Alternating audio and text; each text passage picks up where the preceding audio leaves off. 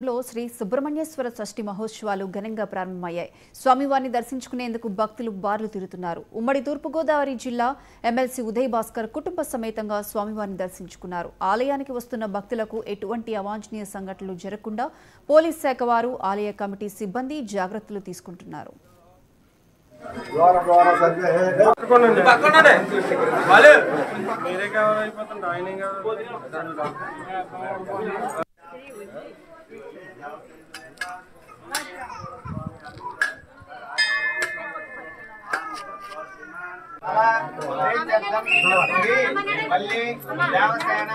समेत सुब्रह्मण्येश्वर स्वामी शरणं मम विष्णु दंड पेट्टुकोवడం ఒకసారి ఇష్టాలా ఎక్కడ పెట్టుకో రెండు చేతులు